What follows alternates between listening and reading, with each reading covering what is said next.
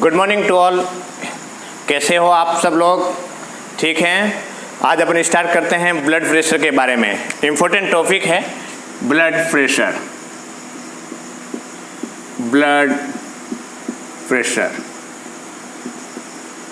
Blood pressure के बारे में आज अब बातें करेंगे कि ब्लड प्रेशर कैसे क्या होता है, कैसे मेजरमेंट करते हैं, कौन सा प्रेशर को क्या बोलते हैं और क्या पल्स प्रेशर क्या होता है, ये सब बात करेंगे। इसी के साथ साथ में कौन कौन से जो फैक्टर है वो अफेक्ट करता है ब्लड प्रेशर को, उसके बारे में अपन बात करेंगे। और ब्लड प्रेशर को मेजरमेंट करने के लिए जो बीपी इंस्ट्रूमेंट है, स्पाइगोमेनोमीटर है, उसका क्या प्रोसीजर होता है, कौन कौन से आर्टिकल की ज़रूरत होती है, क्या पर्पज़ रहता है ब्लड प्रेशर का, उसके बारे में आज डिटेल से बात करेंगे। तो बने रहिए मेरे साथ और स्टार्ट करते हैं ब्लड प्रेशर। देखिएगा यहाँ पे आया है ब्लड प्रेशर, जिसको अपने शॉर्ट कट में बात करें तो वो बोलते हैं बीपी। जैसे ये एक वाइटल साइन का एक पार्ट है जिसके अंदर अपने बात किया था कि टीपीआर, टेम्परेचर, पल्स, रेस्पिरेशन, और उसके बाद में बीपी बात किया था, है ना। तो ये जो वाइटल साइन के अंदर ये इम्पोर्टेंट पार्ट है, उसके बारे में बात करते हैं। और ये जो ब्लड प्रेशर है कितना होता है, कैसे होता है, और घर बैठे कैसे मेजरमेंट कर सकते हैं, कैसे फाइंड आउट कर सकते हैं कि पेशेंट के अंदर बीपी बढ़ा हुआ है, बीपी घटा हुआ है। तो देखते हैं, स्टार्ट करते हैं। देखिएगा ब्लड और प्रेशर, यहाँ पे दो वर्ड आए हैं, एक तो आया है ब्लड और दूसरा आया है प्रेशर। तो इसका मतलब ये है कि pressure at the arterial by the blood, है ना। मतलब कि जो अपने ब्लड वेसल्स है, मान लीजिए ये ब्लड वेसल्स है ना, आर्टरीज है, ब्लड वेसल्स है, तो इसके अंदर जो ब्लड का जो प्रेशर आता है, इसके ऊपर वाल के ऊपर पे जो प्रेशर पड़ता है वही तो है ब्लड प्रेशर। अपन बोल सकते हैं कि ब्लड वेसल्स पर ब्लड के द्वारा जो प्रेशर पड़ा जाता है उसको क्या बोलते हैं? Blood pressure. ठीक है। तो अपने एक सीधी सी भाषा में बात करें कि pressure at arterial valve by the blood known as blood pressure। ये एक अपन बात कर सकते हैं कि ब्लड वेसल्स के ऊपर ब्लड के द्वारा जो प्रेशर पड़ता है उसको बोलते हैं ब्लड प्रेशर। ठीक है। अब देखिएगा, जैसे ही हार्ट के जो वेंट्रिकल्स है उस वेंट्रिकल का कॉन्ट्रैक्शन होता है, उस कॉन्ट्रैक्शन होने के कारण ब्लड का जो फ्लो जाता है और ब्लड का फ्लो जो आर्टरी जो वाल है ब्लड वेसल्स के ऊपर जाकर के उसका प्रेशर देते हैं, उसको बोलते हैं ब्लड प्रेशर। ठीक है। देखिएगा ब्लड प्रेशर में क्या होता है कि वेंट्रिकुलर कॉन्ट्रैक्शन, है ना, वेंट्रिकल का कॉन्ट्रैक्शन होता है। तो उस कंडीशन के अंदर जो ब्लड है वो ब्लड जाकर के कहाँ पे होगा? ब्लड वेसल्स के ऊपर, ब्लड वेसल्स के ऊपर क्या डालता है? प्रेशर डालता है, तो उसको बोलते हैं ब्लड प्रेशर। समझ में आ गया कि जैसे ही वेंट्रिकल का कॉन्ट्रैक्शन होगा तो कार्डिक आउटपुट निकलेगा और जो ब्लड का फ्लो होता है वो ब्लड का फ्लो जाकर के जो आर्टरियल वाल है या ब्लड वेसल्स की जो वाल है उसके ऊपर क्या पड़ता है? दबाव पड़ता है, ब्लड प्रेशर कहलाता है। ठीक है। मैंने यहाँ पे ये भी लिखा है कि जब वेंट्रिकल कॉन्ट्रैक्शन होता है तो उस कंडीशन के अंदर ब्लड है, वो ब्लड वेसल्स के ऊपर क्या डालता है? प्रेशर डालता है, उसको बोलते हैं ब्लड प्रेशर। ठीक है। अब देखिएगा ब्लड प्रेशर की बात करें, आपने सब देखा होगा कि ब्लड प्रेशर जो नॉर्मल है, नॉर्मल होता है 120 बाय या ऐसे लिख देते हैं 120/80 mm/Hg। देखिएगा ब्लड प्रेशर जो नॉर्मल होता है वह 120/80 mm/Hg होता है। तो उसके अंदर जो 120 है, ये वाला जो ऊपर वाला पार्ट है वो क्या होता है? Systolic pressure. जो हाईएस्ट प्रेशर होता है उसको बोलते हैं सिस्टोलिक प्रेशर। सिस्टोलिक प्रेशर बोलते हैं। दूसरा जो लोवेस्ट प्रेशर होता है वो बोलते हैं डायस्टोलिक प्रेशर, डायस्टोलिक प्रेशर। ये बेसिक है, अपन प्रोसीजर के अंदर पढ़ेंगे, बहुत इंपॉर्टेंट जो प्रोसीजर है उसके बारे में पढ़ेंगे। तो थोड़ा बात कर लेते हैं कि डायस्टोलिक क्या होता है, सिस्टोलिक क्या होता है। तो जैसे ही ब्लड वेसल्स वेंट्रिकल कॉन्ट्रैक्शन होता है, उस कॉन्ट्रैक्शन की वजह से ब्लड वेसल्स के ऊपर जो प्रेशर होता है, और वो प्रेशर मान लीजिए 120 है, तो उसको बोलते हैं सिस्टोलिक, ठीक है ना।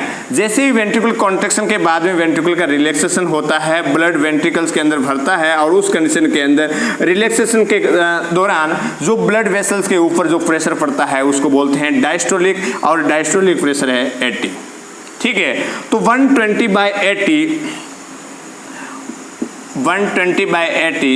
mm.Hg है, जिसके अंदर ऊपर वाला जो रहेगा वो सिस्टोलिक प्रेशर रहेगा और नीचे वाला रहेगा वो डायस्टोलिक प्रेशर रहेगा।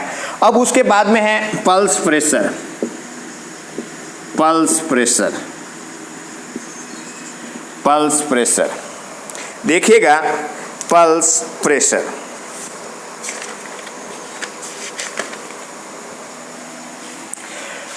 अब देखो पल्स प्रेशर क्या होता है। Different between the diastolic and systolic, different between किसके बीच में, diastolic and systolic. In the diastolic और सिस्टोलिक के बीच में जो डिफरेंस होता है उसको बोलते हैं पल्स प्रेशर। तो पल्स प्रेशर हो गया 120/80। इसके अंदर पल्स प्रेशर की बात करें कि इनके बीच में जो डिफरेंस है वो कितना है, 40 mm.Hg। यहाँ पे तीन बातें क्लियर हुआ है कि डायस्टोलिक किसको बोलते हैं, सिस्टोलिक किसको बोलते हैं, और पल्स प्रेशर क्या होता है। पल्स प्रेशर होता है difference the systolic and diastolic के बीच में जो डिफरेंस होता है उसको बोलते हैं पल्स प्रेशर, और नॉर्मल पल्स प्रेशर होता है 40 mm.Hg, ठीक है। तो ये अपने बेसिक बात कर लिया है। अब देखते हैं कि ब्लड प्रेशर को कौन कौन से जो फैक्टर है वो अफेक्ट करते हैं, उनके बारे में बात करते हैं, ठीक है। तो बेसिक है कि ब्लड प्रेशर क्या होता है कि ब्लड वेसल्स के ऊपर ब्लड के द्वारा जो प्रेशर पड़ता है उसको ब्लड प्रेशर कहते हैं, और ब्लड प्रेशर वेंट्रिकल कॉन्ट्रैक्शन की वजह से जो ब्लड है वो ब्लड वेसल्स के ऊपर प्रेशर डालता है और उसको बोलते हैं ब्लड प्रेशर। और नॉर्मल जो ब्लड प्रेशर होता है वह 120/80 होता है, mm.Hg होता है, और ऊपर वाले पार्ट को बोलते हैं सिस्टोलिक और लोअर पार्ट को बोलते हैं डायस्टोलिक। अब देखते हैं ये सिस्टोलिक कब कहलाएगा, डायस्टोलिक कैसे कब कहलाएगा, और ये जो प्रोसीजर पढ़ेंगे तो उस कंडीशन के अंदर बात करेंगे। अब देखते हैं जो ब्लड प्रेशर को मेजरमेंट करने वाली जो मशीन होती है उसका नाम क्या है, स्पाइगोमेनोमीटर। बीपी मापने की जो मशीन है, बीपी मेजरमेंट करने की जो मशीन है उसको बोलते हैं स्पाइगोमेनोमीटर। आप सब लोग जानते हैं कि स्पाइगोमेनोमीटर है तो वो ये है, देख लीजिएगा, ये बीपी इंस्ट्रूमेंट है, इसको स्पाइगोमेनोमीटर बोलते हैं, और इसके अंदर कप होते हैं और उसके अंदर जो ये स्केल लगी हुई है, इसके अंदर मार्कर किया हुआ है। यहाँ पे आपका 0 से स्टार्ट है और 300 पे जाकर के कंप्लीट होता है प्रेशर, और उसके अंदर एक पाइप है, स्केल है, उसके अंदर मर्करी भरा हुआ होता है और उसके द्वारा इंडिकेट करते हैं कि कितना प्रेशर है, ठीक है। ये अपन प्रोसीजर पढ़ेंगे तो उस टाइम से सारी डिटेल से बात करेंगे। अब देखते हैं पल्स प्रेशर को प्रभावित करने वाले कारक कौन कौन से जो फैक्टर है वो affect the pulse pressure, blood pressure, कौन कौन से ब्लड प्रेशर को प्रभावित करते हैं। देखिएगा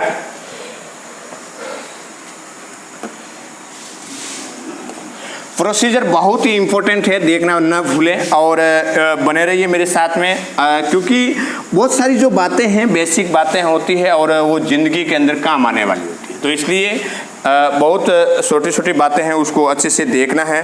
ब्लड प्रेशर को फैक्टर अफेक्टिंग लिखिएगा, हेडिंग डालिएगा, फैक्टर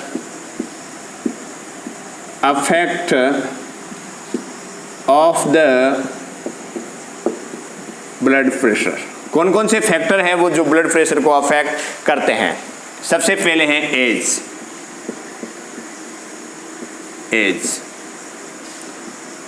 सबसे पहले है एज, उसके बाद में है आपका exercise,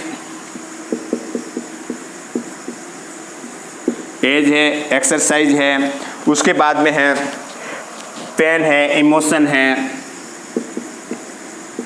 pen, emotion, pen, emotion. उसके बाद में आपका है time of the day, time of the day, है ना, टाइम ऑफ द डे। उसके बाद में है डिजीज कंडीशन, 6 नंबर पे है disease condition, disease condition, body build, body build, sex,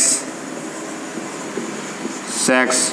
उसके बाद में है आपका body build, sex, race and climate, 19वां है रेस और 10वां है क्लाइमेट। तो ये जो है फैक्टर है अफेक्ट करेगा। इनके बारे में थोड़ा एक बेसिक बात कर लेते हैं कि कौन कौन से फैक्टर है अफेक्ट करता है। एज के अंदर जो चाइल्ड होता है और एक एडल्ट होता है, तो चाइल्ड के अंदर जो रहेगा बीपी वो रहेगा कम रहेगा और एडल्ट के अंदर ज़्यादा देखने को मिलेगी, ठीक है ना। तो ये है फैक्टर अफेक्ट करता है। उसके बाद में एक्सरसाइज की कंडीशन के अंदर जो बीपी रहेगा वो कैसा रहेगा, इंक्रीज देखने को मिलेगा। पेन की कंडीशन के अंदर भी बीपी इंक्रीज देखने को मिलेगा। इमोशन है ना, इमोशन की कंडीशन के अंदर भी बीपी क्या देखने को मिलेगी, ज़्यादा देखने को मिलेगी।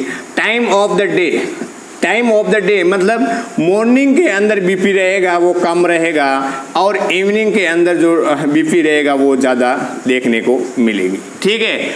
उसके बाद में डिजीज कंडीशन के अंदर बीपी क्या होगी, वो इंक्रीज होगी। डिजीज कंडीशन के अंदर बीपी इंक्रीज होगी। उसके बाद में बॉडी बिल्ड, जो मोटे होते हैं, जो जिसका वेट ज़्यादा है, जो ज़्यादा वेट वाले हैं उनका बीपी क्या रहेगा, ज़्यादा रहेगी। उसके बाद में सेक्स की बात करें, मेल और फीमेल के अंदर, मेल एंड फीमेल के अंदर बात करें, देखिएगा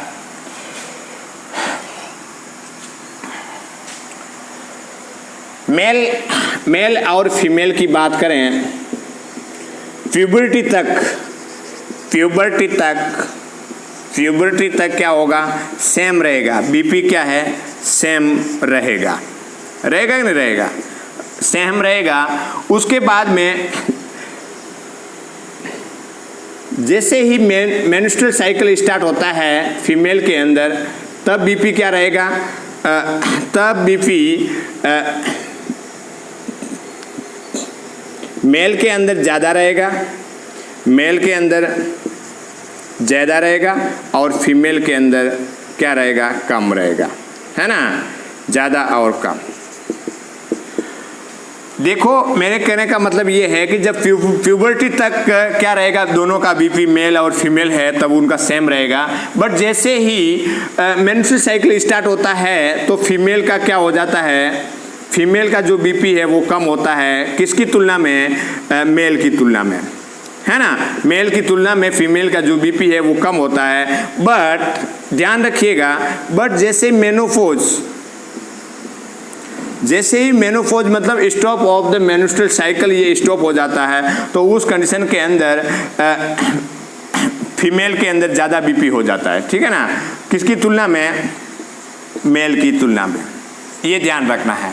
मेरे कहने का मतलब यहाँ पे हम 3 पॉइंट की बात किया है कि मेल और फीमेल के अंदर प्यूबर्टी तक बीपी क्या रहेगी, सेम रहेगी। जैसे ही मेंस्ट्रुअल साइकिल स्टार्ट हो जाता है इन द फीमेल के अंदर तो बीपी क्या हो जाती है, कम हो जाती है, किसकी तुलना में, मेल की तुलना में कम हो जाती है, ठीक है ना। इसका मतलब है कि मेल के अंदर ज़्यादा रहेगी और फीमेल के अंदर कम रहेगी। बट जैसे ही मेनोपॉज स्टार्ट होता है, मेंस्ट्रुअल साइकिल स्टॉप हो जाता है तो उस कंडीशन के अंदर फीमेल के अंदर बीपी ज़्यादा रहेगी पुरुष की तुलना में, ठीक है। उसके बाद में रेस, तो रेस के अंदर भी जैसे आपने देखा होगा कि निग्रो जाति के जो लोग होते हैं उन लोगों के अंदर बीपी क्या है, ज़्यादा देखने को मिलेगी। और क्लाइमेट है, उस क्लाइमेट के अंदर भी बीपी क्या देखने को मिलेगी, चेंजेस देखने को मिलेगा अकॉर्डिंग टू क्लाइमेट।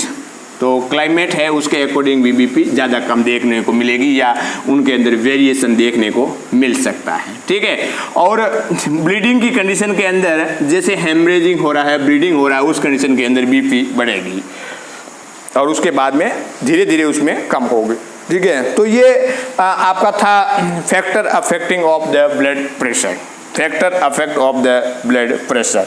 उसके बाद में है मेजरमेंट करने के लिए इंस्ट्रूमेंट। अब पढ़ते हैं अपन स्पाइगोमेनोमीटर के बारे में। देखिएगा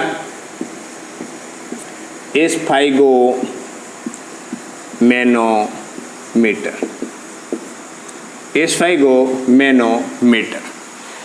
अब देखते हैं स्पाइगोमेनोमीटर। तो उस स्पाइगोमेनोमीटर के अंदर सबसे पहले अपन पढ़ेंगे, इसका डेफिनेशन पढ़ेंगे, व्हाट इज द स्पाइगोमेनोमीटर या स्पाइगोमेनोमीटर किसके लिए काम कर लेते हैं। उसके बाद में अपन बात करते हैं कि उसका क्या पर्पज है, बीपी मेजरमेंट के क्या पर्पज है। उसके बाद में अपन पढ़ेंगे कौन कौन से आर्टिकल लेंगे और उस आर्टिकल लेने के बाद में अपन पढ़ेंगे प्रोसीजर, क्या प्रोसीजर होता है। बहुत सरल तरीके से समझा रहे हैं, सभी अपने आराम से नोट्स बनाते हुए पढ़ते रहिए और नोट्स बनाते रहिए, ठीक है। देखिएगा डेफिनेशन की बात करें स्पाइगोमेनोमीटर, डेफिनेशन। स्पाइगोमेनोमीटर क्या है? एक बीपी इंस्ट्रूमेंट का नाम है। ब्लड प्रेशर को मेजरमेंट करने वाली जो मशीन होता है, इंस्ट्रूमेंट होता है, उसको बोलते हैं स्पाइगोमेनोमीटर। देखिएगा स्पाइगोमेनोमीटर का मतलब है मेजरिंग ए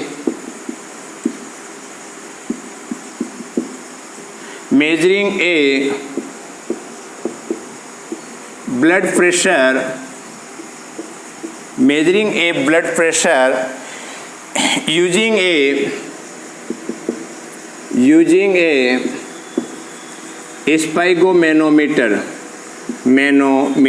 स्पाइगोमेनोमीटर के द्वारा जो ब्लड प्रेशर को मेजरमेंट करते हैं उसको बोलते हैं स्पाइगोमेनोमीटर। ये एक definition, measuring a blood pressure, एक ब्लड प्रेशर मेजरमेंट करने का एक इंस्ट्रूमेंट होता है, उसको बोलते हैं स्पाइगोमेनोमीटर, ठीक है। उसके बाद में इनका जो ब्लड प्रेशर मेजरमेंट करते हैं उसका क्या पर्पज है, देखिएगा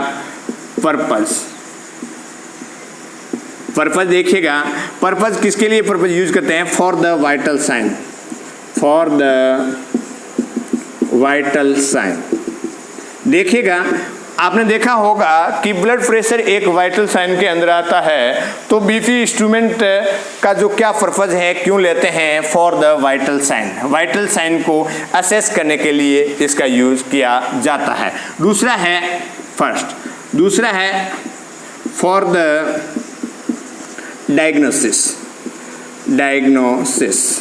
फॉर द डायग्नोसिस करने के लिए ये यूज करते हैं। एंड तीसरा है for the assess for cardiovascular system की जो एक्टिविटी को असेस करने के लिए ये यूज किया जाता है, ठीक है।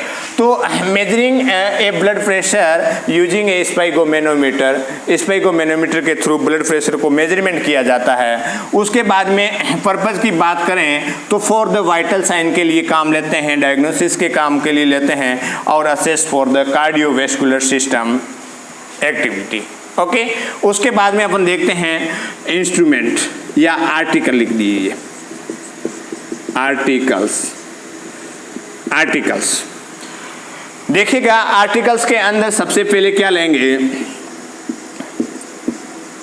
स्पाइगोमेनोमीटर लेंगे, मतलब बीपी इंस्ट्रूमेंट लेंगे। दूसरा लेंगे अपना आला, स्टेथोस्कोप जिसको आला बोलते हैं। तीसरा लेंगे पेन।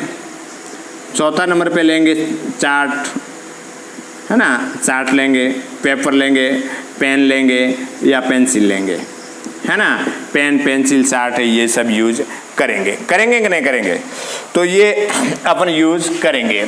अब देखते हैं बीपी इंस्ट्रूमेंट टाइप्स की बात करें, types of BP blood pressure instrument. BP instrument है वो कितने टाइप्स के होते हैं, तो ये दो टाइप के होते हैं। एक होता है मरकरी वाला, है ना, एक होता है मरकरी वाला जो होता है, और दूसरा होता है पारे वाला, है ना, वायुदाब वाला, वायुदाब जो एंड्रॉइड्स होता है, एंड्रॉइड, है ना। तो एक होता है मरकरी वाला होता है और एक होता है वायुदाब वाला होता है। आपने देखा होगा कि एक जो एंड्रॉइड होता है वो वायुदाब वाला होता है, उसके अंदर एक ओनली वो सुइया लगा होता है और उसका हवा का प्रेशर के साथ में वो जाता है। दूसरा है मरकरी वाला जो मैंने आपको बताया है। तो ये आर्टिकल की बात करें तो एक स्फेगोमैनोमीटर लेंगे, स्टेथोस्कोप लेंगे, पेन लेंगे, शार्ट लेंगे, पेंसिल लेंगे, ठीक है। अब देखते हैं, स्टार्ट करते हैं प्रोसीजर, स्टेप बाय स्टेप याद करते हैं, देखिएगा।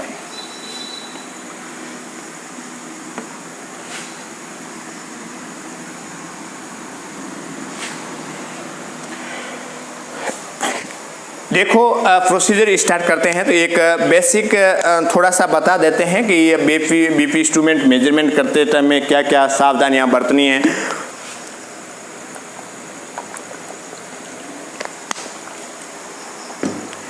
देखिएगा, ब्लड प्रेशर मेजरमेंट करने के लिए हमेशा ध्यान रखना है कि सबसे पहले फिजिशियन प्रेस्क्रिप्शन को लेना है, फिजिशियन प्रेस्क्रिप्शन को पढ़ना है कि डॉक्टर साहब ने ऑर्डर किया है या नहीं किया है, ठीक है ना। तो सबसे पहले हमेशा कोई भी प्रोसीजर होता है तो फिजिशियन प्रेस्क्रिप्शन लेंगे। जैसे ही फिजिशियन प्रेस्क्रिप्शन लिया और लेने के बाद में explain the procedure of the patient को एक्सप्लेन करेंगे कि हम आपके बीपी मेजरमेंट कर रहे हैं और उसको पेशेंट को आइडेंटिफाई करेंगे कि नहीं करेंगे। उसके बाद में हैंड वॉश करेंगे। हैंड वॉश करने के बाद में क्या करेंगे, आर्टिकल्स को लेंगे और आर्टिकल को ले जा करके पेशेंट के बेड पे ले जाएंगे, ठीक है। और उसके बेड पे ले जाने के बाद में पेशेंट को पोजीशन देंगे। कौन सी पोजीशन के अंदर देते हैं, सिटिंग पोजीशन में बीपी मेजरमेंट करना है या लेटे हुए के अंदर करना है। तो पोजीशन को पेशेंट को पोजीशन प्रोवाइड करवाएंगे। उसके बाद में सबसे इम्पोर्टेंट ये है कि उस कंडीशन के अंदर अपन क्या करेंगे, एक कफ लेंगे। जैसे ये बीपी इंस्ट्रूमेंट है, ये बीपी इंस्ट्रूमेंट है। इस बीपी इंस्ट्रूमेंट के अंदर आपने देखा होगा कि कफ होता है और बीपी इंस्ट्रूमेंट होता है। सबसे पहले उस पर्सन का ये इम्पोर्टेंट होता है कि कफ की साइज क्या होनी चाहिए। ये देखिए, ये कफ है, कफ का बांधने का तरीका आप देखिएगा। इसके अंदर यहाँ पे जो चटने वाला है उसको फिक्स करने के लिए है। इसके अंदर एक रबड़ होता है और रबड़ के जो अंदर वो क्या होता है कि इसके अंदर हवा भरते हैं, ठीक है। और उसके बाद में ये जो होता है इससे हवा भरते हैं और यहाँ पे जो वाल्व लगाता होता है और उस वाल्व को पहले खोल करके देख लेते हैं कि पूरा उसमें हवा निकला हुआ है कि नहीं हुआ। उसके बाद में इसको बंद कर देते हैं, ठीक है ना। बंद करने के बाद में इसको हवा भरते हैं ताकि वापस खाली न हो।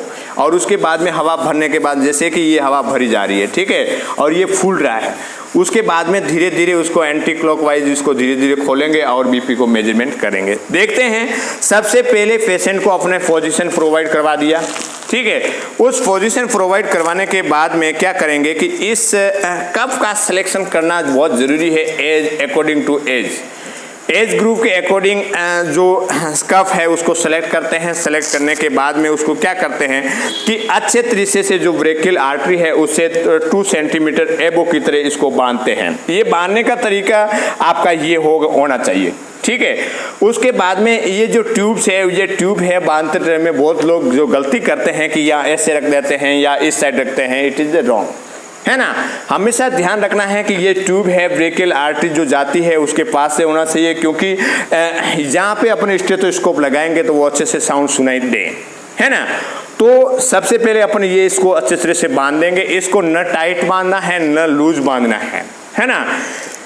इस कफ की साइज यदि नैरो रहेगी तो भी गलत रीडिंग आएगी, और यदि वाइड रहेगा, इसका कफ वाइड रहेगा तो भी रीडिंग गलत देखने को मिलेगी। यदि आप टाइट बांधोगे तो भी गलत रीडिंग आएगी, और यदि लूज बांधोगे तो भी गलत रीडिंग आएगी। वो अपने प्रोसीजर के अंदर पढ़ते हैं कि क्या क्या होने वाला है, ठीक है।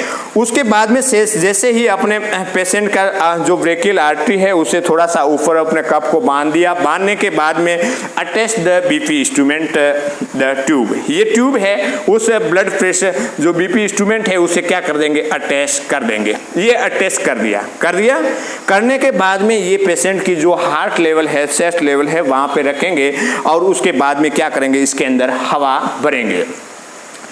क्लॉकवाइज इसको बंद कर देंगे और उसके बाद में क्या करेंगे, हवा भरेंगे और उस भरने के बाद में क्या करेंगे कि जैसे मान लीजिए कि आपका बीपी इंस्ट्रूमेंट या ब्लड प्रेशर है, कहाँ गया पेन भाई, देखिए जैसे कि मैंने आपको नॉर्मल जो बीपी बताया था 120/80 बताया था, उस कंडीशन के अंदर अपन हवा भरते हुए जा रहे हैं और हवा भरने के बाद जाते हैं, उसके बाद में क्या करते हैं, ये स्टेथोस्कोप को लेकर के क्या करते हैं, कान में डाल देंगे, कान में ऐसे इस प्रकार से डाल करके इस पर डाल देंगे और उसके बाद में क्या करेंगे कि यहाँ से अपन ब्रेकियल आर्टरी के पास में ऐसे रखेंगे और उसके बाद में एक हाथ से ऐसे करेंगे और उस हाथ से क्या करेंगे, हवा भरेंगे।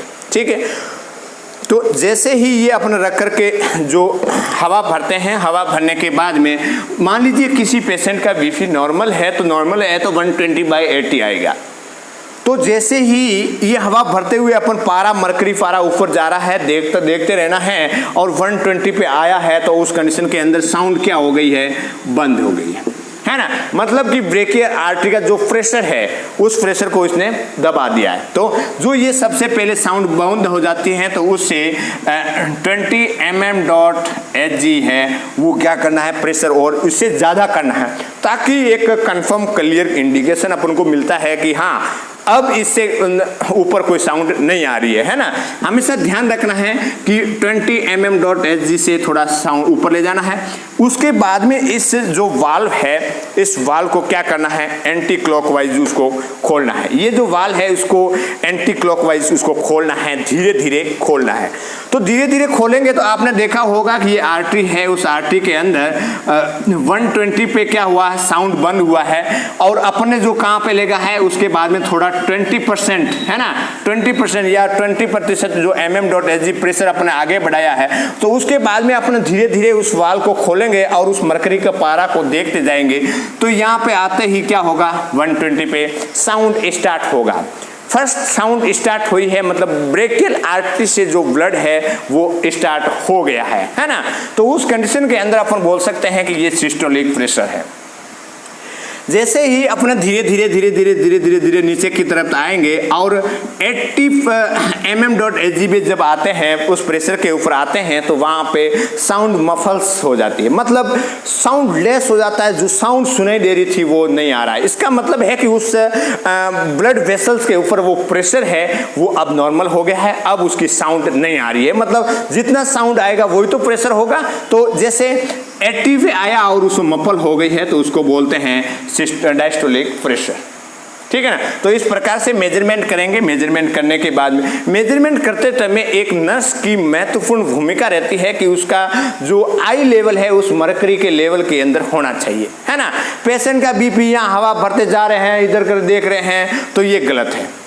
मतलब एक बीपी मेजरमेंट कर रहे हैं तो उसका आपका कैसे पारा नीचे जा रहा है, ऊपर जा रहा है, तो उस कंडीशन के अंदर आई लेवल बनाना बहुत ही इंपॉर्टेंट है। तो ये प्रोसीजर करेंगे। उसके बाद में कप को खोल देंगे, खोलने के बाद में उसको रख देंगे। उसके बाद में क्या करेंगे कि उस चार्ट है, चार्ट के अंदर मेंशन कर देंगे, टाइम डेट लिखते हुए डॉक्टर साहब को बता देंगे। तो ये एक बेसिक प्रोसीजर है। अब स्टार्ट करते हैं एक सीक्वेंस वाइज से। तो मेरे हिसाब से आप समझ गए होंगे कि जो ब्लड प्रेशर मेजरमेंट करते हैं कैसे करते हैं, बहुत बार आपको बताया भी है। तो ऐसा नहीं है कि कोई इसको कैसे करना है बहुत डिफिकल्ट है। घर में भी इस इंस्ट्रूमेंट का यूज आप कर सकते हो और उसके द्वारा अपन मेजरमेंट कर सकते हैं। दूसरा, आपने देखा होगा कि एक इलेक्ट्रॉनिक जो मशीन है ब्लड प्रेशर मेजरमेंट करने की, तो उसके अंदर क्या होता है कि बीपी आती है बट एक वो रफली एस्टिमेट है, एक रफ एस्टिमेट के अकॉर्डिंग आती है। एक एक्यूरेट की बात करें तो उसमें नहीं आएगी। देखो उस इलेक्ट्रिकल जो मशीन है उसके अंदर क्या होगा, 3 बार बीपी लेंगे और उसका जो एवरेज निकालेंगे, उस एवरेज को ही एक्यूरेट बीपी मानते हैं, ठीक है ना। बट एक रफली एस्टिमेट उसमें मालूम पड़ जाता है ना। तो वो भी अपने यूज करते हैं, बहुत लोग जो इसका यूज करते हैं। तो देखिएगा प्रोसीजर अपन अभी क्या पढ़ा है, बीपी इंस्ट्रूमेंट मेजरमेंट करने का डेफिनेशन पढ़ेगा, स्पाइगोमेनोमीटर पढ़ा, उसके बाद में पर्पज पढ़े और पर्पज पढ़ने के बाद में आर्टिकल पढ़े। अब देखते हैं प्रोसीजर, हेडिंग डालिए प्रोसीजर। प्रोसीजर के अंदर वो सारी बातों को इंक्लूड किया गया है जो आपके ज़िंदगी के अंदर काम आने वाली चीज़ है।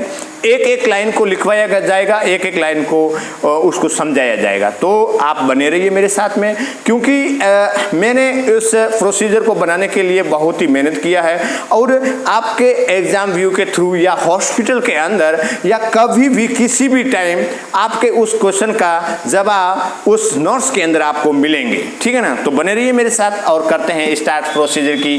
सबसे पहले बीपी मेजरमेंट करते हैं तो पहला पॉइंट की बात करते हैं कि अपन क्या करेंगे, सबसे पहले फिजिशियन ऑर्डर को चेक करेंगे, है ना। लिखिएगा, हिंदी में लिखाते हैं, सबसे पहले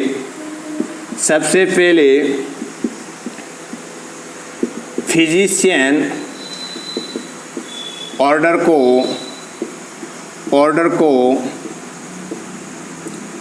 चेक करेंगे। First check the physician order, है ना। ये सभी प्रोसीजर के अंदर ये रहेगा। सबसे पहले क्या करेंगे, सबसे पहले फिजिशियन ऑर्डर को चेक करेंगे कि डॉक्टर साहब ने बोला है या नहीं बोला है, और पेशेंट को बीपी मेजरमेंट के उसके बाद में दूसरा है पेशेंट को बीपी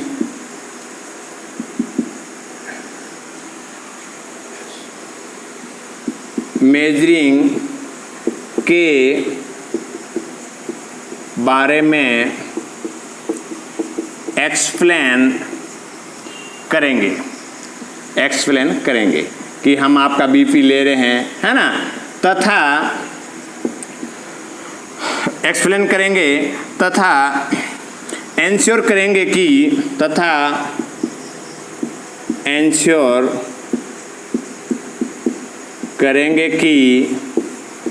पेशेंट ने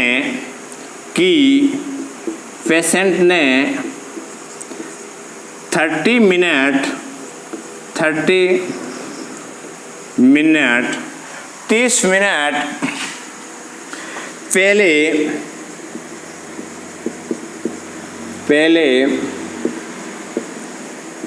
किसी भी प्रकार की फिजिकल एक्टिविटी,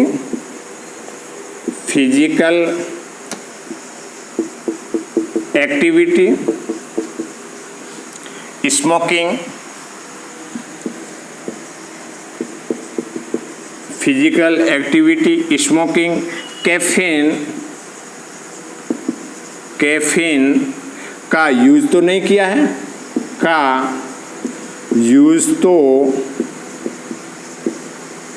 किया है, उसके बारे में एंश्योर करेंगे। ठीक है, तीसरा पॉइंट क्या करेंगे, तीसरा पॉइंट के अंदर उनके बाद हैंड वॉश करेंगे। ठीक है ना, उसके बाद हैंड वॉश एंड ड्राई करेंगे। हैंड वॉश करेंगे और उसको हाथ को क्या करेंगे, ड्राई करेंगे, सुखाएंगे। करेंगे नहीं करेंगे। उसके बाद में पेशेंट को, चौथे नंबर पे है, पेशेंट को सिटिंग या लाइंग पोजीशन प्रोवाइड करवाएंगे तथा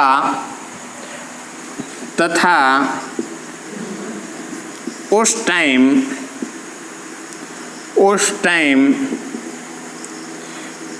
पेशेंट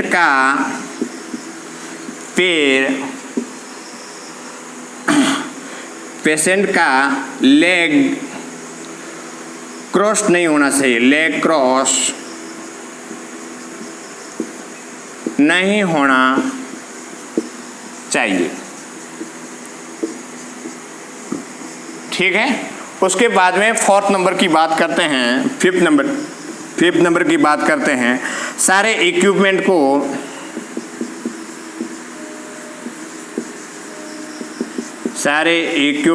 को पेशेंट के बेड साइड ले जाएंगे। ठीक है, 6 नंबर पे लिखिएगा, बीपी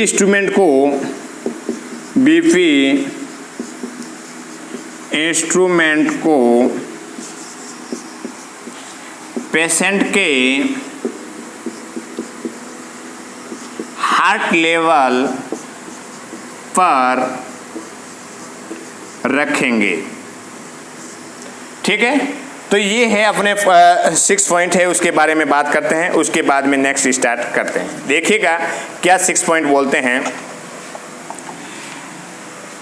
कोई भी प्रोसीजर होता है, उस प्रोसीजर से पहले क्या करते हैं, check the physician order. Very very important, ये सबसे इंपॉर्टेंट है। क्वेश्चन बनता है कि सबसे पहले कोई भी प्रोसीजर है, जैसे कि मैंने आपको बोला या किसी डॉक्टर ने बोला कि एक पेशेंट का बीपी मेजरमेंट करना है, तो एक नर्सिंग ऑफिसर या एक नर्स क्या करेगी, वो दौड़ते हुए उस पेशेंट का बीपी ले लेगी, है ना, वो लेकर के वापस आएगी।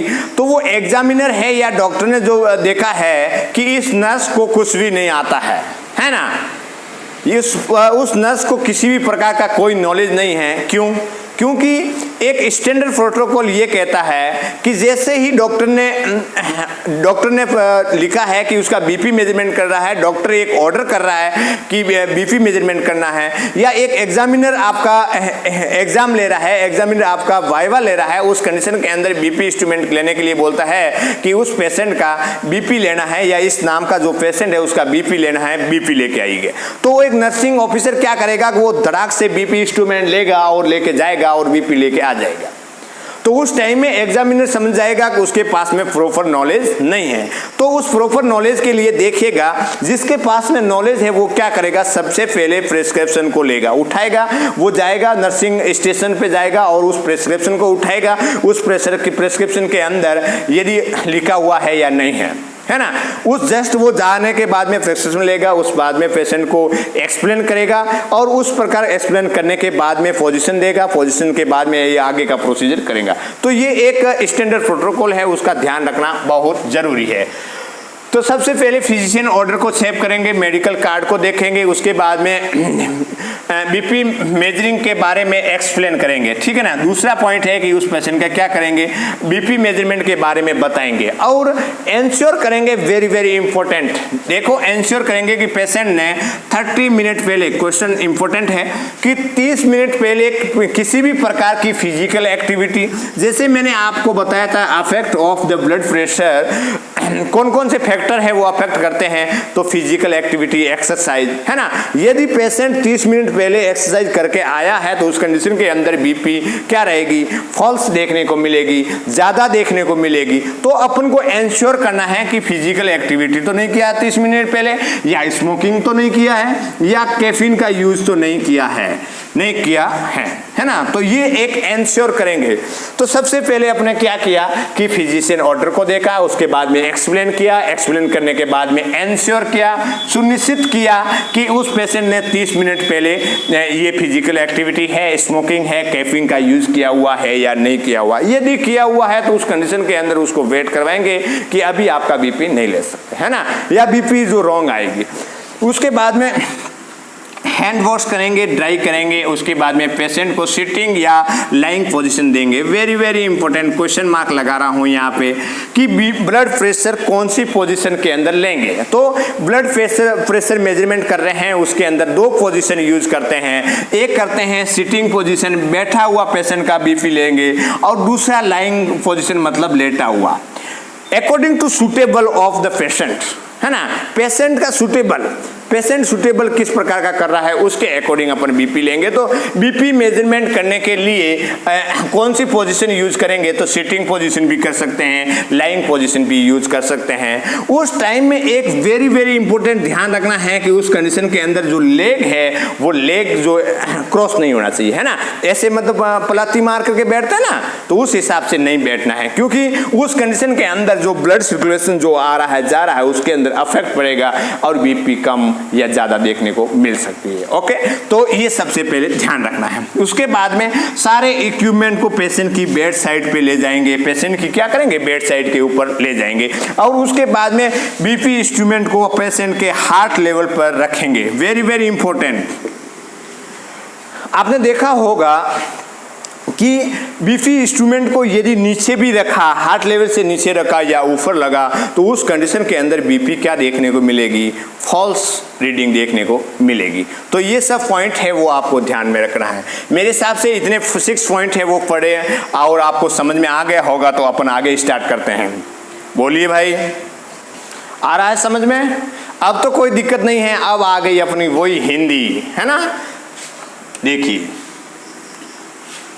हिंदी में लिखवाओ, हिंदी में लिखवाओ, ये करो। कभी ये नहीं बोलते हैं कि इंग्लिश में भी लिखाते रहो। देखिएगा, पेशेंट के हार्ट लेवल पे ले जाना है। उसके बाद में क्या करेंगे,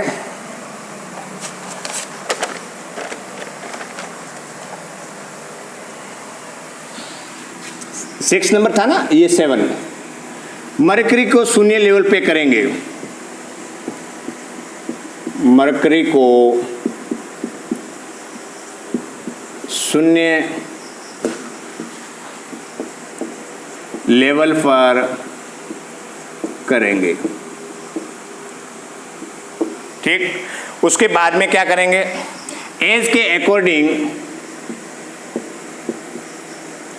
एज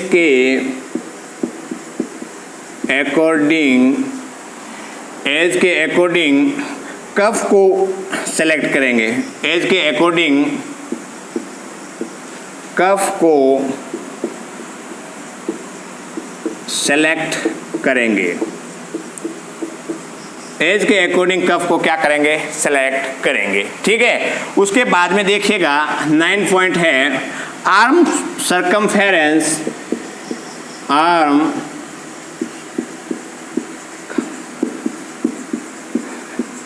आर्म सरकमफेरेंस की तुलना में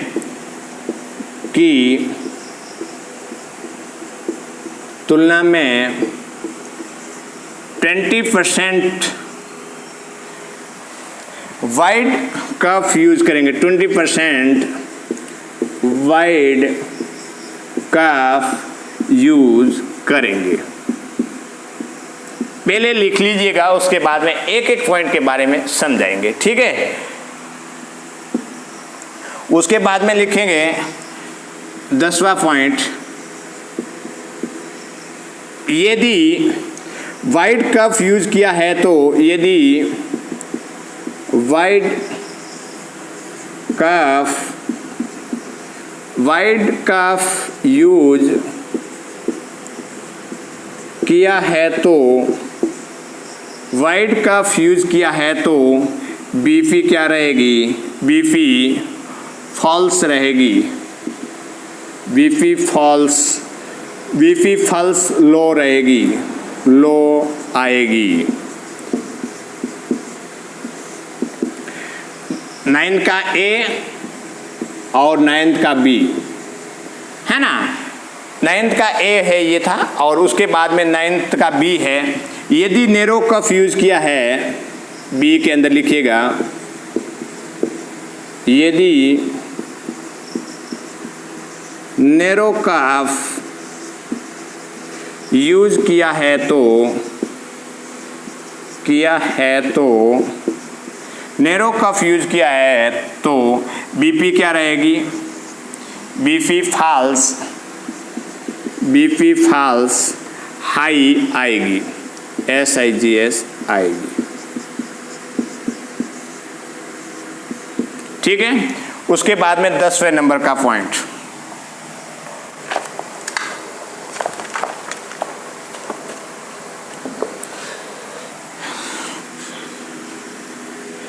10वें के अंदर है यदि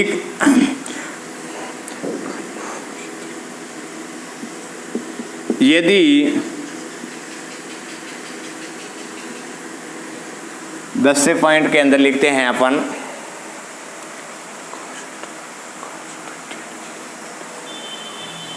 यदि कॉन्स्ट्रक्टेड क्लॉथ है तो लूज करेंगे, कपड़े टाइट है तो क्या करेंगे, लूज करेंगे।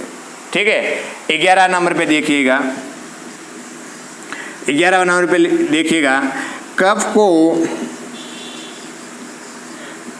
को 2.5 सेंटीमीटर एबो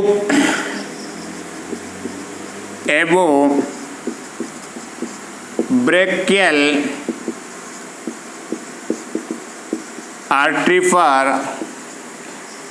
आर्टरी के ऊपर अप्लाई करेंगे।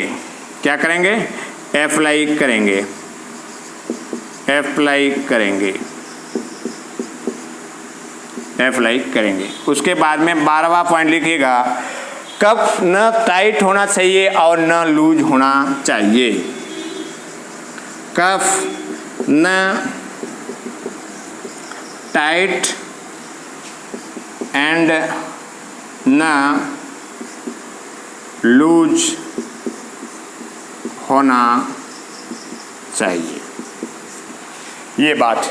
ठीक है, अब देखिएगा इसके अंदर इम्पोर्टेंट क्या है कि सबसे पहले अपने वहाँ पे क्या बात किया था कि फिजिशियन ऑर्डर को पढ़ा था, उसके बाद में एक्सप्लेन किया था, एक्सप्लेन करने के बाद में हैंड वॉश किए थे, हैंड वॉश करने के बाद में इंस्ट्रूमेंट को बेड साइड पे ले गए, बेड साइड पे ले जाने के बाद में पेशेंट को पोजीशन के बारे में बताया और उसके बाद में पोजीशन देने के बाद में क्या किया कि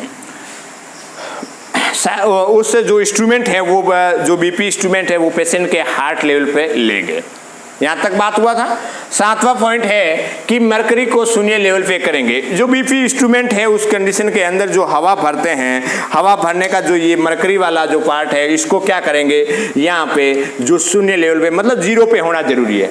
ऐसे है कि इसमें जो हवा भरी हुई है तो उस कंडीशन के अंदर ये ज़्यादा भी हो सकता है, तो इंश्योर करेंगे कि इसको शून्य पे है या नहीं है। ठीक है, उसके बाद में क्या करेंगे, एज के अकॉर्डिंग कफ को सिलेक्ट करेंगे। वेरी वेरी इंपॉर्टेंट, एज के अकॉर्डिंग कफ को क्या सिलेक्ट करेंगे। देखिएगा एक एग्जामिनर है और आपको बोलते हैं कि उसका बीपी मेजरमेंट करना है, एक बच्चा है उसका बीपी मेजरमेंट करना है, तो एक नर्सिंग ऑफिसर क्या करेगा, वो दौड़ करके जाएगा और वो बीपी लेगा। एग्जामिनर को मालूम है कि वो एडल्ट कफ यूज किया हुआ है ना, तो सबसे जैसे ही पेशेंट जाएगा तो अपन को मालूम होना चाहिए कि वो पेशेंट क्या छोटा है या बड़ा है ना, जो चाइल्ड है, चिल्ड्रन है या एडल्ट है। तो उस कंडीशन के अंदर सबसे पहले अपन को क्या करना है कि कफ को चेक करना है।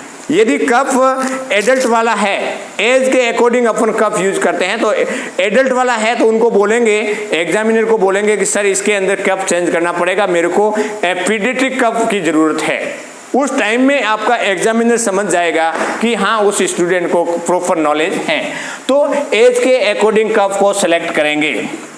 उसके बाद में आम सरकमफेरेंस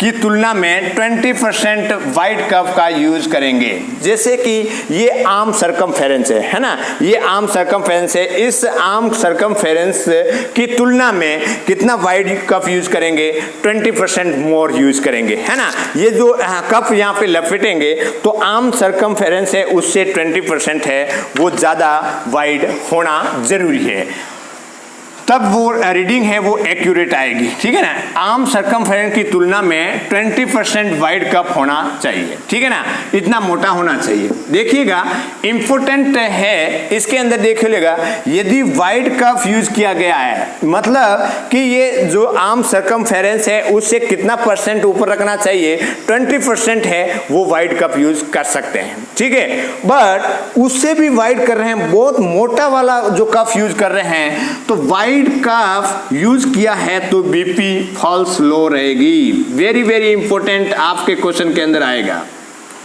यदि बीपी का कफ और वाइड है, मोटा है, उसके अंदर जो रबड़ वाला जो पाइप है वो बहुत मोटा है, तो उस कंडीशन के अंदर यदि वाइड कफ यूज किया जाता है तो बीपी क्या रहेगी, फॉल्स लो आएगी, फॉल्स लो आएगी। वाइड है, मोटा है, तो क्या आएगी, फॉल्स लो आएगी। मतलब कि फॉल्स आएगी, गलत आएगी, और गलत आएगी तो क्या, एक तो फॉल्स हाई होता है, एक फॉल्स लो होता है, तो फॉल्स लो आएगी। इंपॉर्टेंट है ये वाला पॉइंट इंपॉर्टेंट है, जिंदगी के अंदर याद रखने वाली बात है। उसके बाद में यदि नैरो कफ यूज किया है तो बीपी फॉल्स हाई आएगी। वेरी वेरी इंपॉर्टेंट, ये भी इंपॉर्टेंट है ना। तो यदि वाइड कफ आ रहा है, वाइड कफ यूज कर रहे हैं, बहुत मोटा कफ यूज कर रहे हैं, तो फॉल्स लो बीपी आएगी। यदि नैरो कफ कर रहे हैं, संकरा कफ यूज कर रहे हैं, तो उस कंडीशन के अंदर हाई बीपी आएगी, फॉल्स हाई बीपी आएगी, फॉल्स हाई बीपी आएगी, है ना।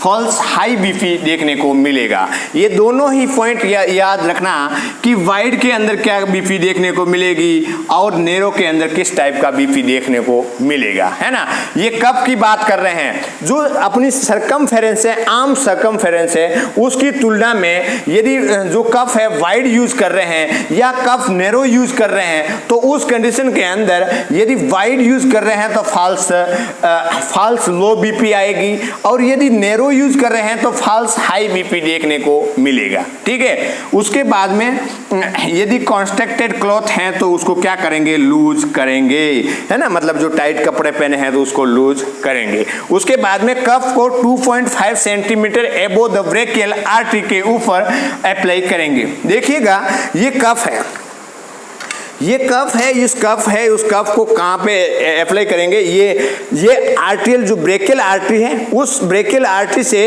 2.5 सेंटीमीटर, ये जो ब्रेकियल आर्टरी है उस ब्रेकियल आर्टरी से 2.5 सेंटीमीटर, या आप 2 अंगुली बोल सकते हो, 3 अंगुली बोल सकते हो, इससे ऊपर रखेंगे, है ना। ऐसा नहीं है कि इसको यहाँ पे ऐसा कर दिया या इसको यहाँ पे ऐसा कर दिया, नॉट, रॉन्ग टेक्निक। उसमें 2.5 सेंटीमीटर ब्रेकियल आर्टरी से ऐसा अपना मेजरमेंट करके ऐसे रखेंगे। 2.5 सेंटीमीटर एबो द ब्रेकियल आर्टरी के ऊपर अपन क्या करेंगे, कफ को अप्लाई करेंगे। उसके बाद में देखिएगा लिखा हुआ है कि कफ न टाइट होना चाहिए, न कफ टाइट होना चाहिए, न लूज होना चाहिए। यदि ये दोनों कंडीशन रहा तो उस कंडीशन के अंदर बीपी क्या देखने को मिलेगी, रॉन्ग देखने को मिलेगी। अब देखिएगा मैं आपका यहाँ पे एक और डिफरेंस करके दिखाता हूँ।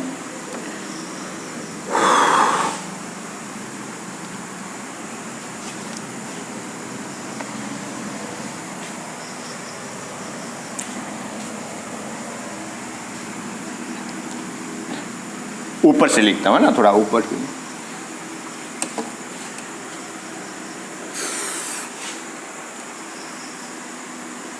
इन दोनों लाइन को मैं नहीं मिटा रहा हूं क्योंकि इसके बारे में अपन बात करेंगे। ठीक है, और बात करेंगे।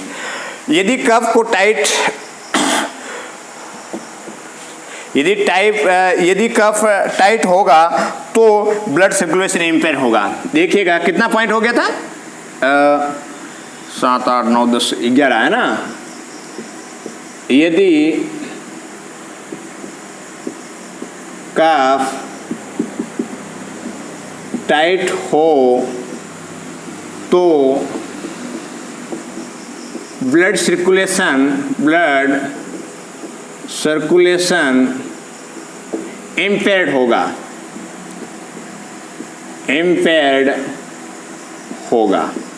ब्लड सर्कुलेशन क्या होगा, इम्पेयर्ड होगा।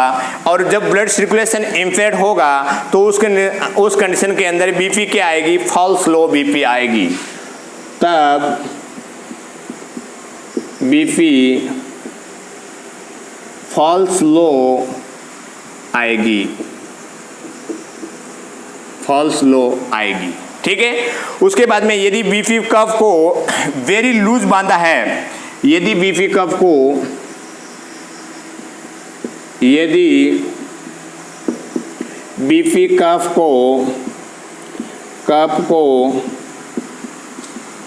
बहुत लूज बांधा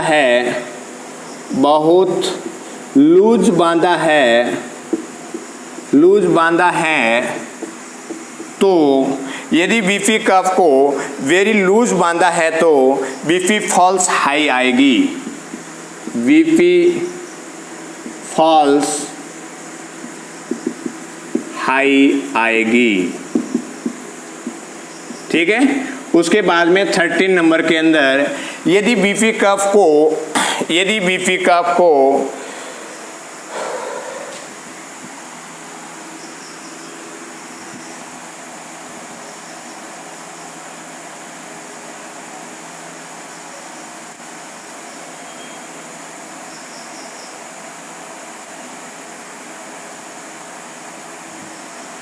देखिएगा। ठीक है, तो अब इसके बारे में समझते हैं। यदि बीपी कर्व टाइट है तो ब्लड सर्कुलेशन क्या होगा, इम्पेयर्ड होगा। टाइट है, बीपी कर्व बहुत टाइट मानना है, ये तो आ गया इसमें, है ना।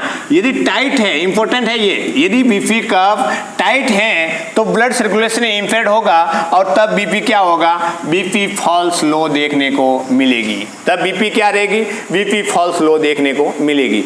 यदि बीपी कर्व बहुत लूज है, देखो टाइट है तो बीपी क्या मिल रही है, फॉल्स लो मिलेगी, और यदि लूज है तो बीपी फॉल्स हाई आएगी। ये ध्यान रखना, ये एक दूसरे के विपरीत है। मैं लास्ट में आपको ये इन चारों पॉइंट के बारे में बताऊंगा कि बीपी हाई और लो कौन कौन सी कंडीशन के अंदर बढ़ती घटती है, उसके बारे में बात करेंगे। ठीक है, तो यहाँ पे बात क्या था, देखिएगा यहाँ पे वाइड कर्व यूज किया है, देखिएगा वाइड कर्व यूज किया है तो उस कंडीशन के अंदर बीपी क्या मिलेगी, फॉल्स लो आएगी, फॉल्स लो। और यदि नैरो यूज किया है, वाइड किया है तो फॉल्स लो बीपी, और नैरो कर्व यूज किया है, नैरो बीपी कर्व यूज किया है, नैरो कर्व यूज किया है तो क्या बीपी मिलेगा, फॉल्स हाई, फॉल्स हाई। दूसरा लिखा हुआ है यदि टाइट किया है तो बीपी फॉल्स लो आएगा। यदि टाइट कर्व यूज किया है, टाइट किया है, फॉल्स लो आएगा। और यदि बीपी कर्व यूज किया है, बहुत लूज किया है, लूज किया है तो उस कंडीशन के अंदर बीपी फॉल्स हाई आएगी, फॉल्स हाई आएगी।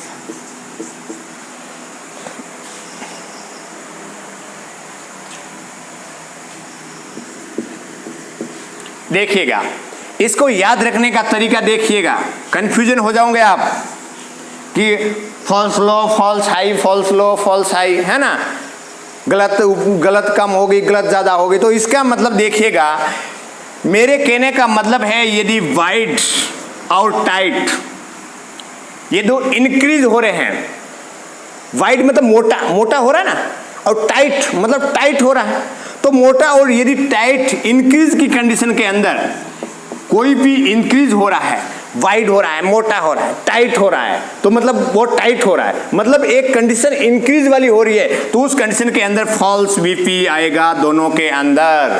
ध्यान रखना, वाइड कफ और टाइट कफ यूज किया है, यदि मोटा कफ यूज किया है, यदि टाइट किया है, तो उस कंडीशन के अंदर फॉल्स लो बीपी देखने को मिलेगा दोनों के अंदर। ये ध्यान रखना है।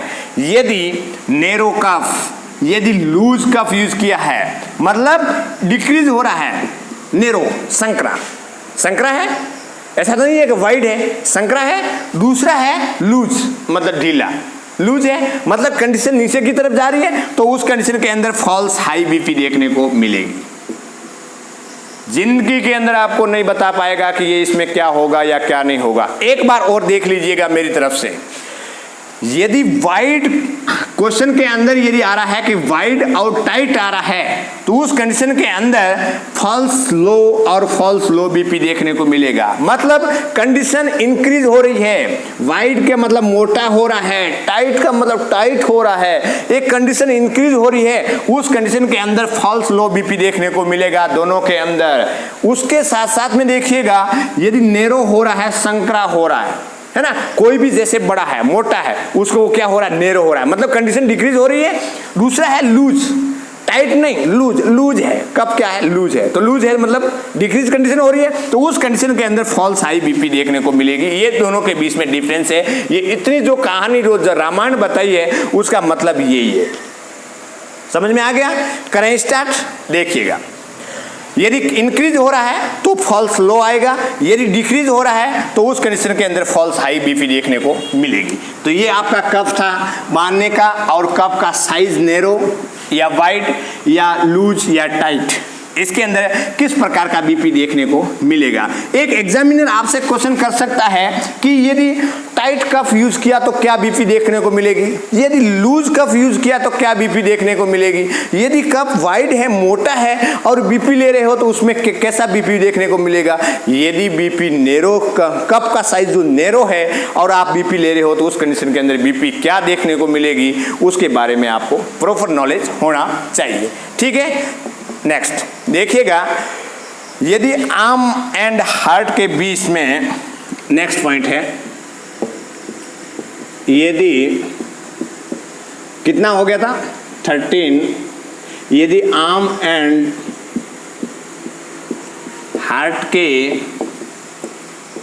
बीच, यदि आर्म एंड हार्ट के बीच 1 सेंटीमीटर का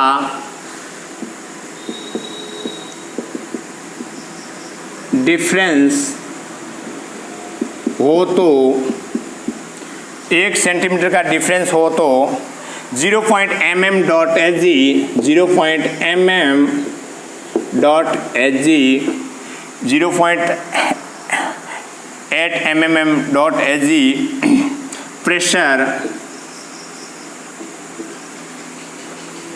का वेरिएशन देखने को मिलेगा। ठीक है, उसके बाद में कफ बीपी इंस्ट्रूमेंट, उसके बाद में क्या करेंगे, कफ को बीपी इंस्ट्रूमेंट से कनेक्ट करेंगे।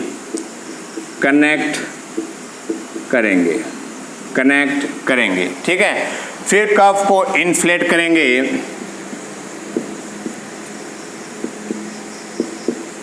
फिर कफ को इन्फ्लेट करेंगे, मतलब फुलाएंगे, इन्फ्लेट करेंगे तथा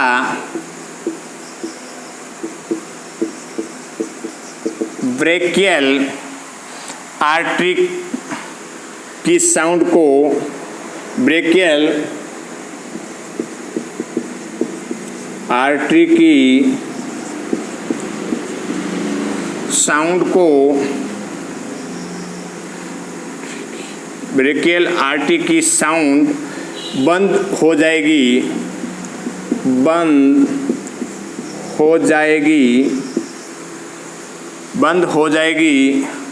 उनके ऊपर हो जाएगी, तब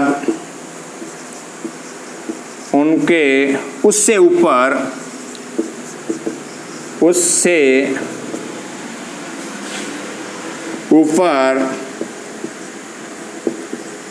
20 से 30 mm.hg तक प्रेशर को तक ले जाएंगे, पारे को ले जाएंगे। ठीक है, उसके बाद में 16 नंबर का अंदर है, फिर कफ को स्लोली मतलब धीरे धीरे डिफ्लेक्स करेंगे, स्लोली डिफ्लेक्स करेंगे एवं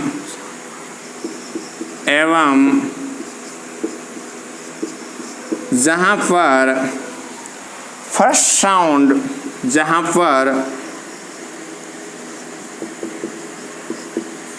साउंड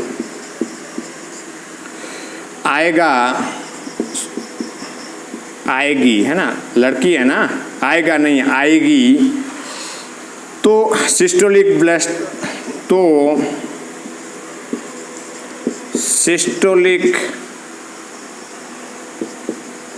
ब्लड प्रेशर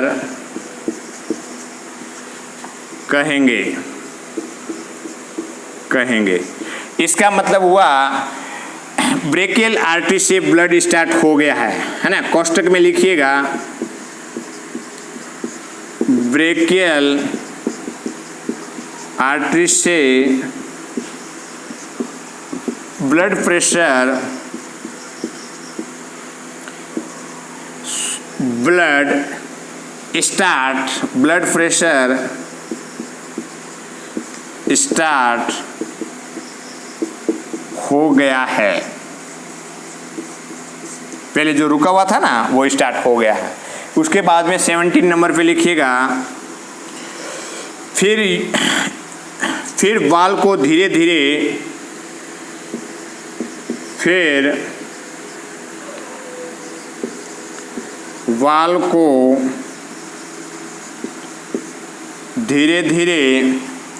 लूज करते रहेंगे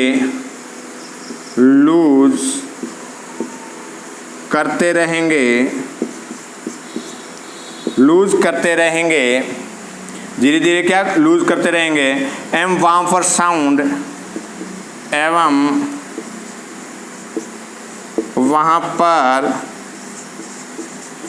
साउंड मफल हो जाएगी, है ना।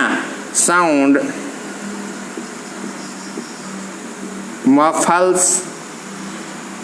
मफल या बंद होती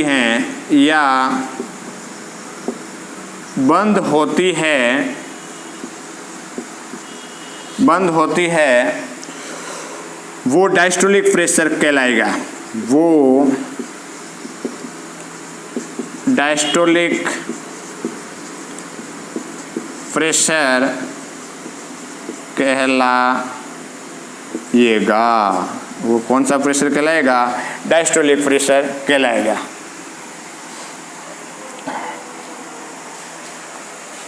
देखिएगा, इंपॉर्टेंट है, इसको देखिए बेटा क्या लिखा हुआ है, पढ़िए।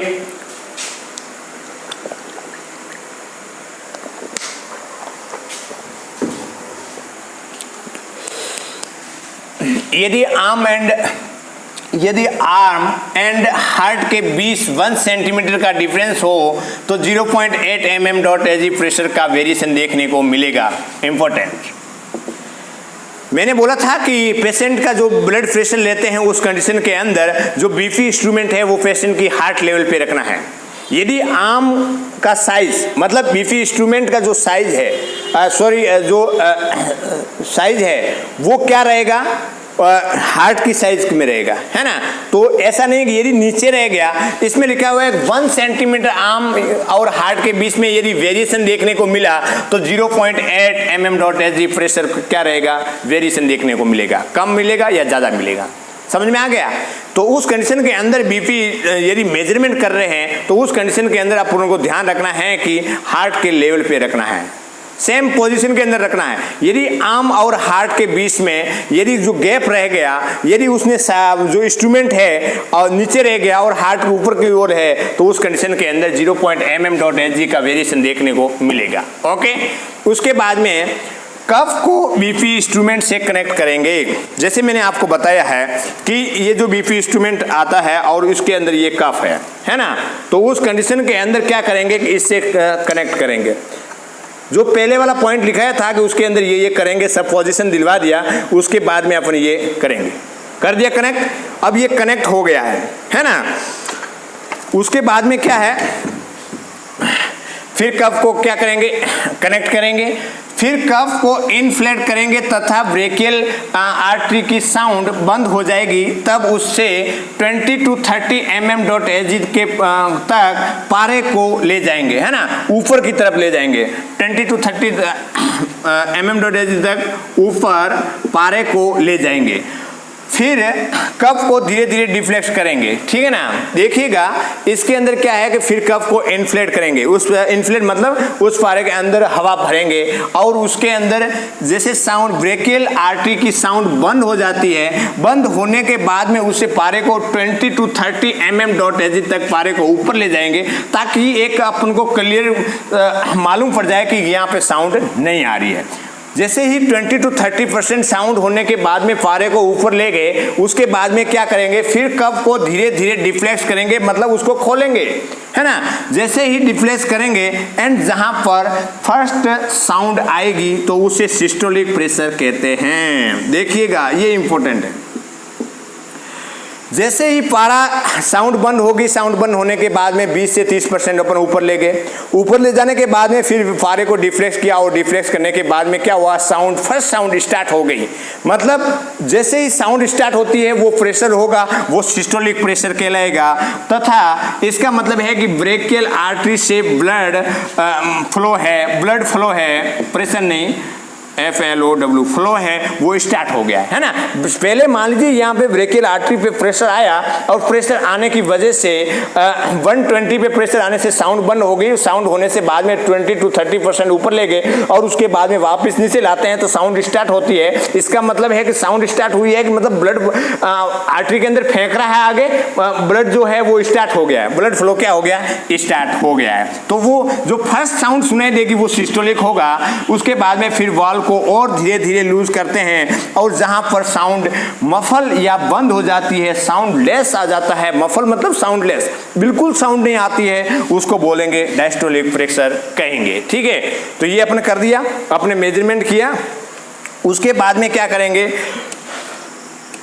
ब्रेकियल आर्टरी पर जो डायस्टोलिक और सिस्टोलिक जो साउंड सुनाई देती हैं उस साउंड को क्या कहते हैं, देखिएगा कितना होगा, 70 पॉइंट हो गया, 18।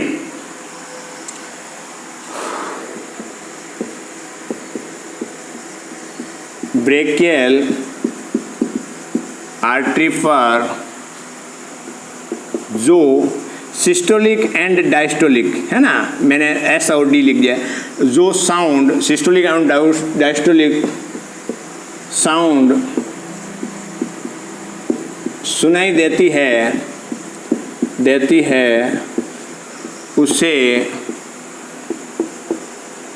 कोरट को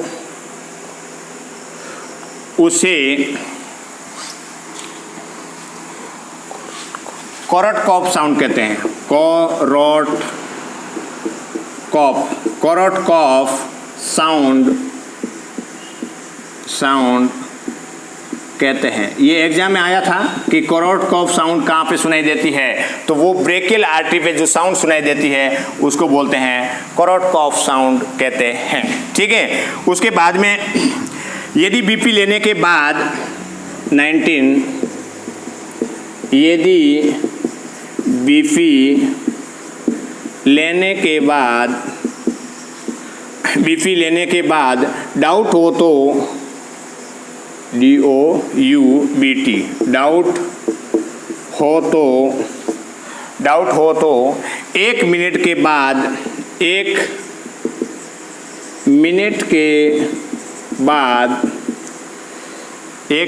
बाद वापस बीपी लेना चाहिए, है ना। 1 मिनट के बाद में आप वापस बीपी ले सकते हो। ठीक है, उसके बाद में बीपी कफ को रिमूव करेंगे। उसके बाद में बीपी कफ को रिमूव करेंगे तथा क्लीन द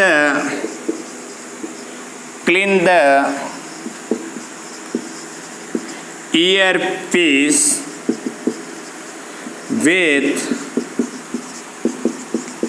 स्प्रिट स्वेप से क्या करेंगे, जो ईयर पीस है उसको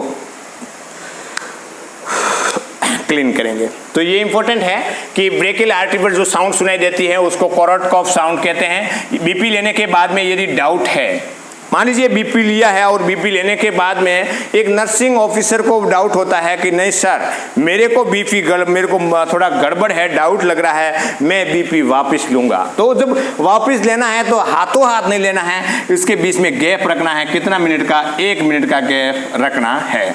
बीपी उसके बाद में बीपी कप को रिमूव करेंगे तथा clear the ear piece with the spirit swab. जो ईयर पीस के अंदर बात करें, जो स्टेथोस्कोप की बात करते हैं, जो ईयर पीस है ना, ये ईयर पीस है, उसको क्या करना है, स्पिरिट स्वेप से क्लीन करना है। उसके बाद में चार्ट में लिख देना है ना। तो उसके बाद में राइट इन चार्ट बीपी को क्या लिख देना है, चार्ट के अंदर लिख देना है, टाइम आउट डेट लिख देना। तो ये आपका था प्रोसीजर के अंदर अपने कुछ भी नहीं किया है। सबसे पहले फिजिशियन जो प्रेस्क्रिप्शन है उसको पढ़ा है, उसके बाद में पेशेंट को एक्सप्लेन किया है, एक्सप्लेन करने के बाद में अपने हैंड वॉश किया है, हैंड वॉश करने के बाद में पेशेंट का जो पोजीशन है या सिटिंग पोजीशन है या लाइंग पोजीशन के अंदर दिया है, उसके बाद में जो सारे इंस्ट्रूमेंट है वो पेशेंट के बेड साइड पे लेके गए हैं और जो पोजीशन देते हैं, मान लीजिए पेशेंट बैठा है तो उस कंडीशन के अंदर जो पैर है वो क्रॉस नहीं होना चाहिए, ऐसा नहीं होना चाहिए, है ना।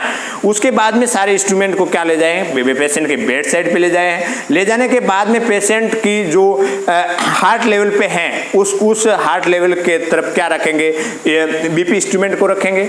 उसके बाद में क्या करेंगे, हार्ट लेवल पे ले जाने के बाद में उसमें हवा भरेंगे, है ना।